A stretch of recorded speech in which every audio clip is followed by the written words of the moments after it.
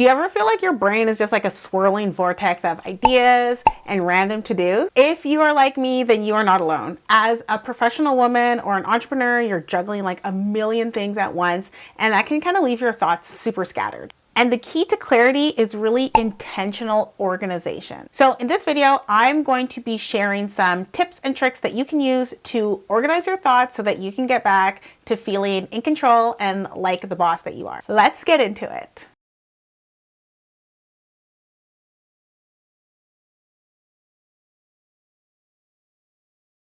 Okay, so first you have to really just write things down and get the thoughts out of your head. So this works because writing down things really reduces mental clutter. It's like decluttering your mind, kind of Marie Kondo style, if you've ever heard of her. One thing that you can do is start with like a digital app or a journal. I will leave a link to some of my favorite ones in the description below. You can even just use like a random piece of paper, and I don't think I have an example right now, but you can just like write down anything that comes to mind, like random phrases and to-do list. Like the idea is really just to empty your brain without worrying about perfection. So if you need kind of like a step-by-step, what I would do is set a timer for 10 minutes, write down everything, every random thing, even like get coffee filters.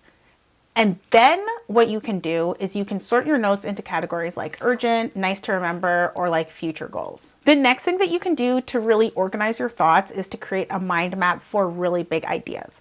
A lot of times if we have just ideas in our mind, they're not fully formed, and it does help to visualize them. So you can use an app like MindMeister. It's like really cool, and you can just like write down your central idea kind of in the middle of the page, and you can branch it out into related categories. So let's say you're trying to start a new business. You can branch out into categories like marketing, finance, operations, and then create like a map in that way. Then what you can do is you can add like smaller subtopics like social media strategy under marketing, or automation under operations. Again, like a visual helps you break down these things into small chunks, and it helps make it more real. The next thing that you're really going to want to do is prioritize and focus on what matters the most. So I have like a whiteboard back here, and I have prioritized things that matter the most. And your brain really wants to do everything, but not all thoughts are created equal. So that's why you have to prioritize things.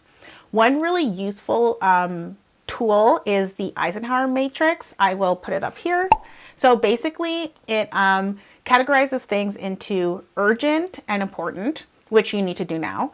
Important and not urgent, which you should schedule. Urgent and not important, which you should probably delegate if you can, or automate.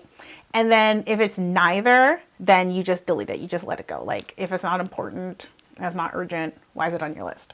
One really cool app that I like for prioritization is Opper. It lets you categorize tasks by like if it's life-changing, how hard it is to do it, and how important it is to do it. And then it'll give you a ranking. So it's kind of like a second brain for that. My biggest piece of advice though is to learn to let go of low priority things guilt-free. Like give yourself grace, let it go. The other really important thing is to take breaks to recharge.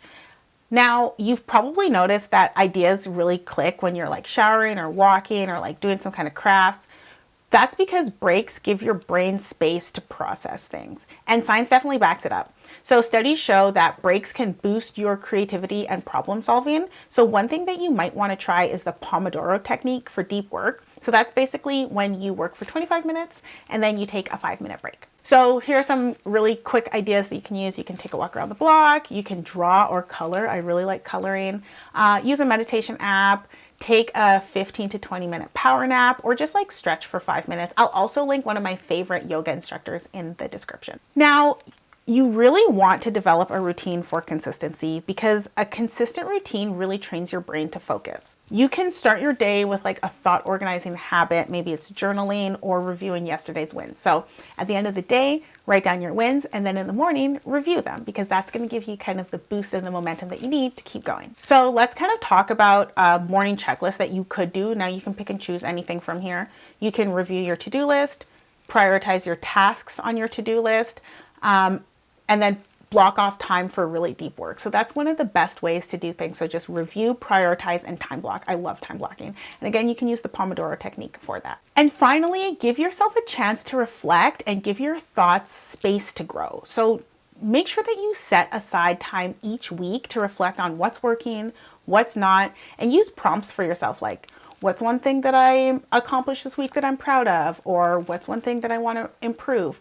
These are like really important things to organize your thoughts. So just remember that organized thoughts equal organized actions, and you can just start small and stay consistent and watch your productivity soar. If you have any tips on how you are more productive, let me know in the comments below. Okay, bye.